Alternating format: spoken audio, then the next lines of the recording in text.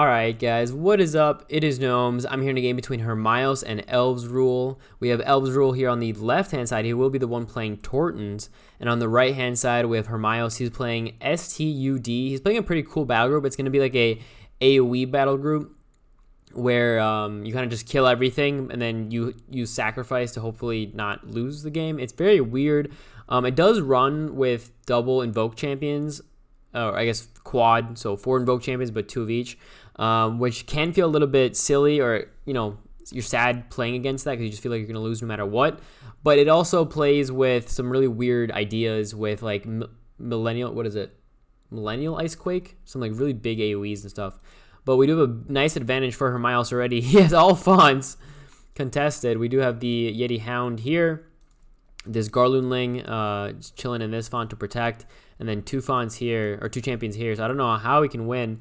What we had was the Yeti Hound. This Yeti Hound go bot, the other Yeti Hound leap top, and then we had the Harbinger actually use initiative to contest middle, and then after that it's kind of just downhill. We'll have to see if we can get back. If we can get this kill on the Yeti Hound like this turn, maybe, but otherwise, I don't know. You can charge and then attack, right? Plus Barrage. Barrage won't do knockback damage though, because this is combat awareness, so it won't actually do any damage. So unless you take direct damage from a targeted ability, don't take it. So now, is he gonna go top? No, he's gonna get this kill. So he gets the kill, which is nice. Oh, and he can still go top. Okay. So a bit of a misplay by Hermios. I mean, it wasn't a misplay, but he maybe could have calculated the damage that's on the board. But he gets the kill now. So ElvesRule gets the kill, gets the Nora Globe without having to use a spell. That means he might be able to use deploy a champion. Though fonts-wise, he's so far behind, I don't think he can. And now what we are going to need to see is he's obviously going to get this font back at one point, and then it'll be 2 fonts versus 2. So, but he has to somehow make sure this doesn't get, because it takes so long to kill the Garloonling, because of after he dies, he gets an impervious Garloon, and then it just stays alive for really long. So he's down a font, and then in that time we could see Hermios deploy again. And when that happens, what you need to do is set up like a meat grinder type situation where they will keep pushing because they have the advantage in fonts. So they're okay, I need to keep taking fonts and stalling. But if you don't have any of your champions die while they keep pushing like that, you can keep getting kills in Nora Globes, and then you do okay. And that's what we're going to need to see happen by ElvesRule. Is he needed to kind of like stall here and then kind of just keep deploying champions and then not have his die.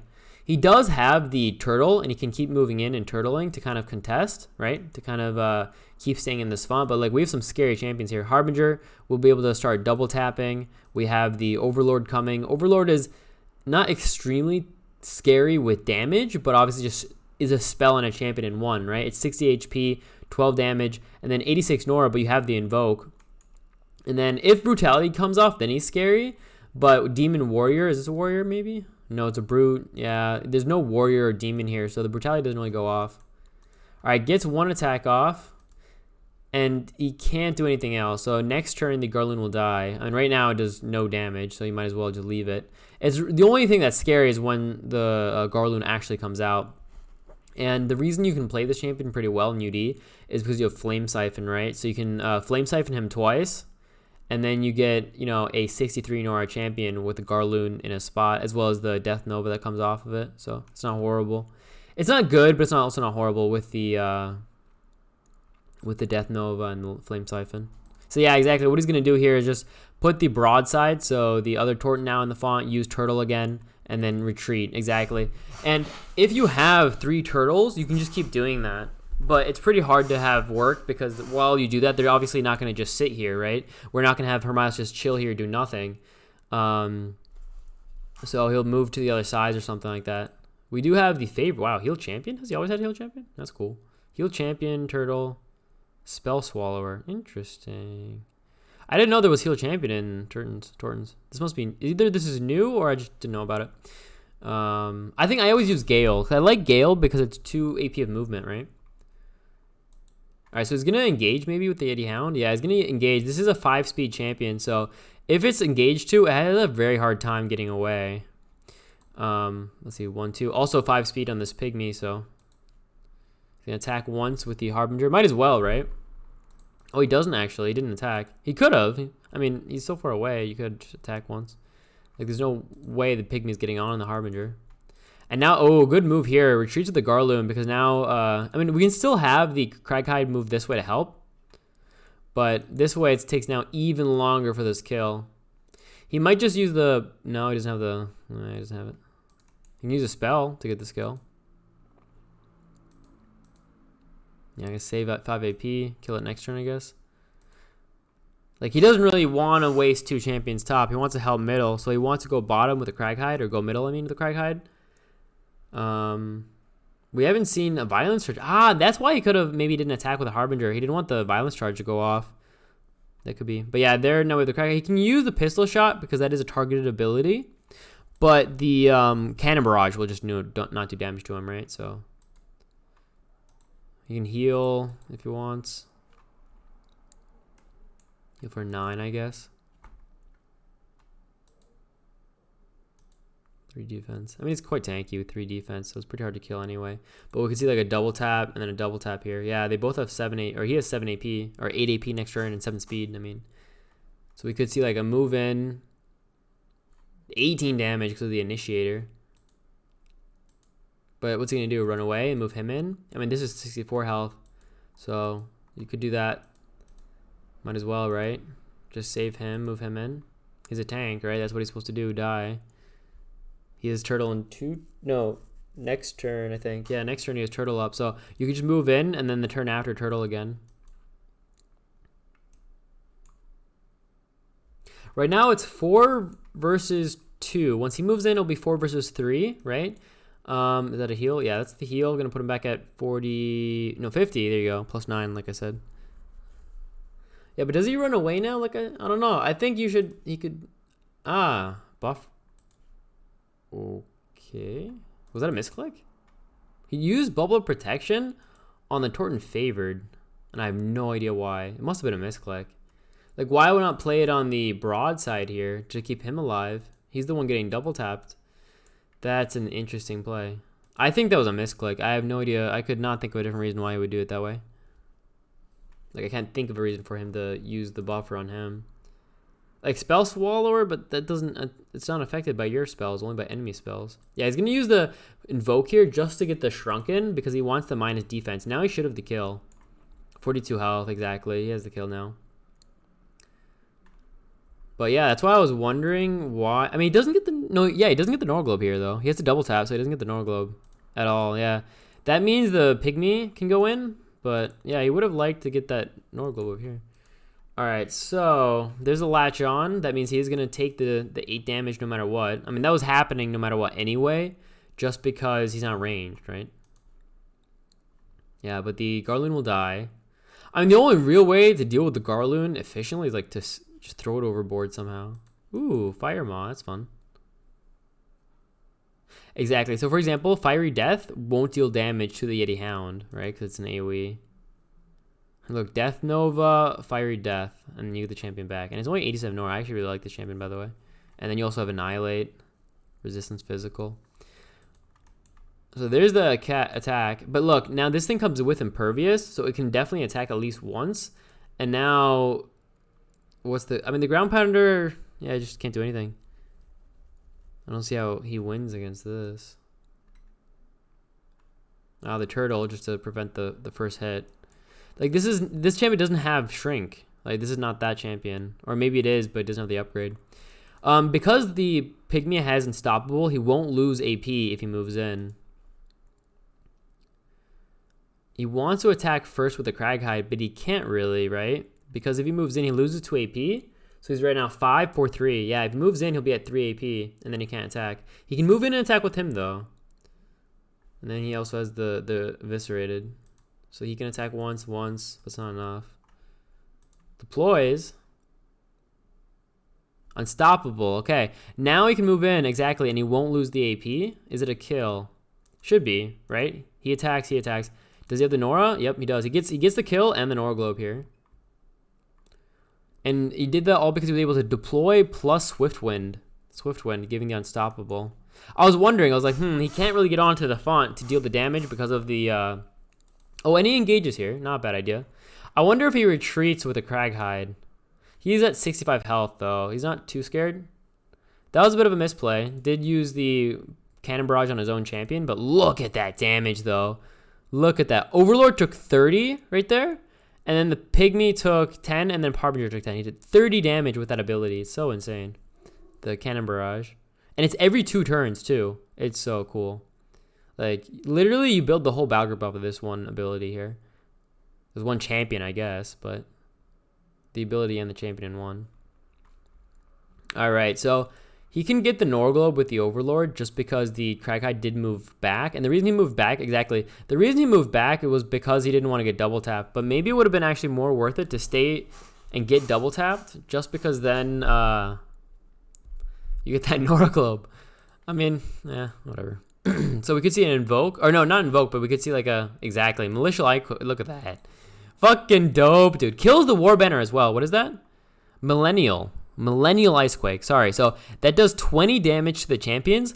Plus we saw the Invoke go off, right? So these guys, they just took 28 damage and the War Banner was taken away. So 31 damage dealt, right? Or 32, sorry. Hits once. Okay. Now he's going to sacrifice here most likely. There's the sacrifice. Move up, get the Norglobe. You could do another Millennial Icequake. That would kill the Craghide.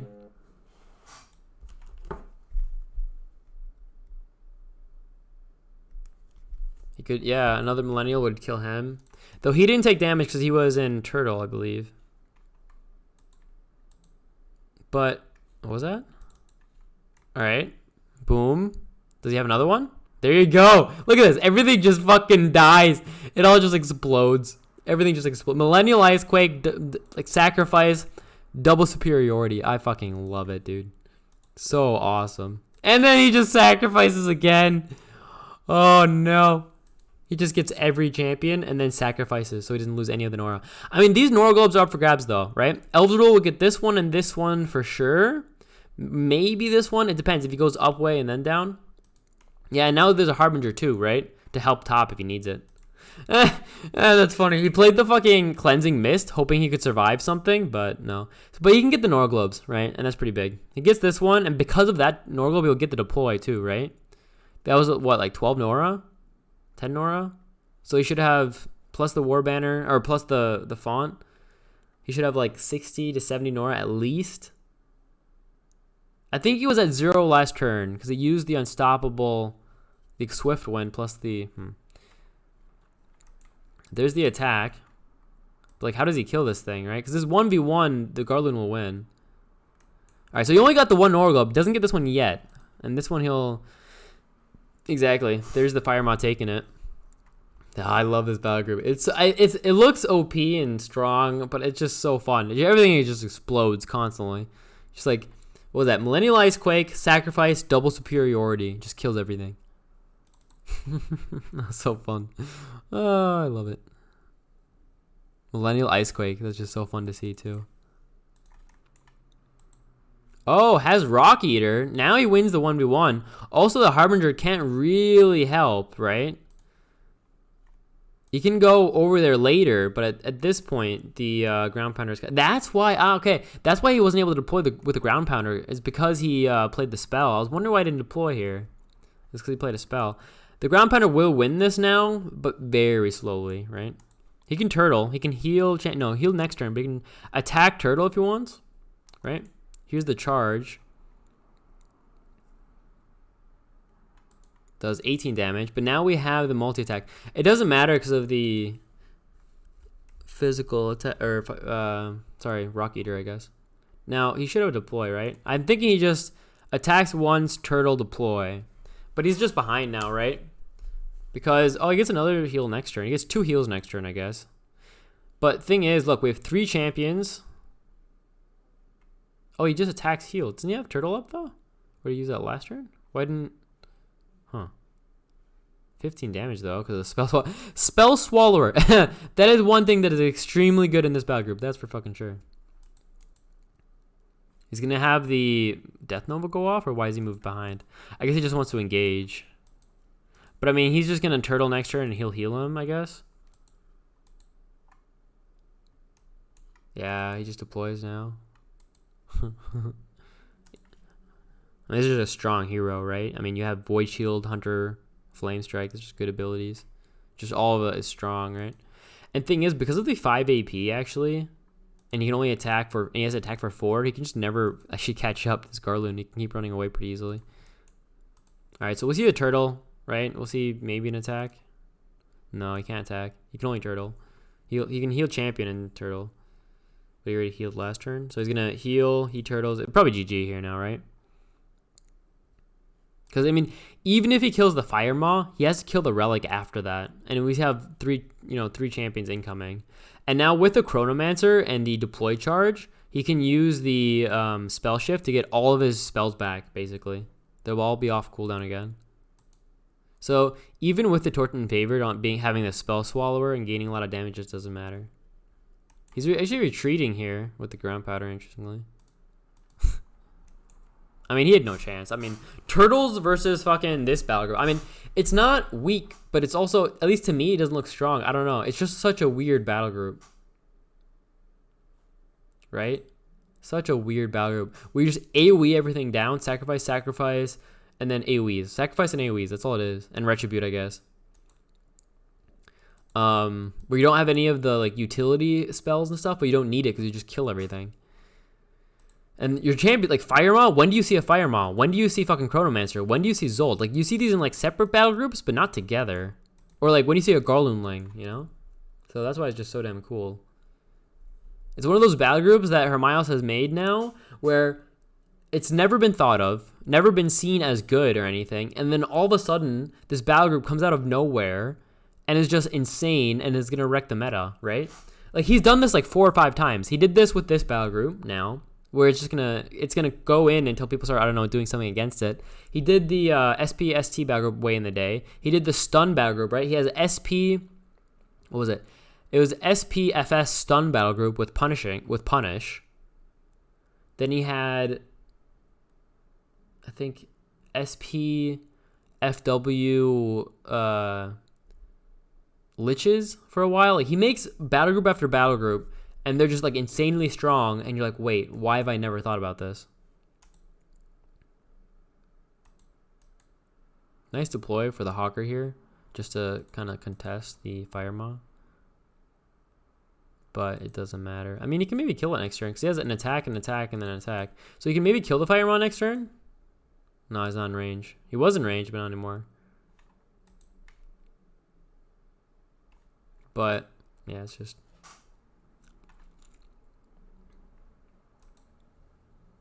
And he has the spell shift now, by the way. So he just does that, and then all the spells are off cooldown, and then just AoEs everything down again. And sacrifice. Sacrifice, AoE. Interestingly enough, usually SP would do well against spell battle groups because you just keep deploying. But I think the damage, I mean, if he keeps getting the Nor Globes, I don't know.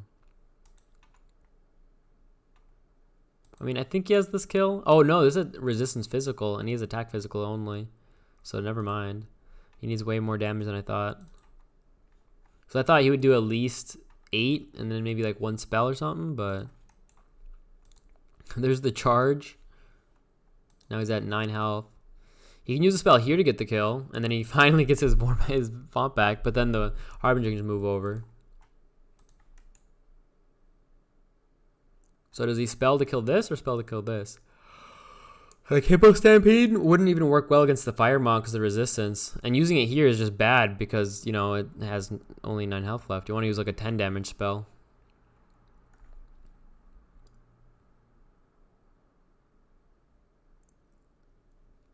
Alright, okay, transfigures.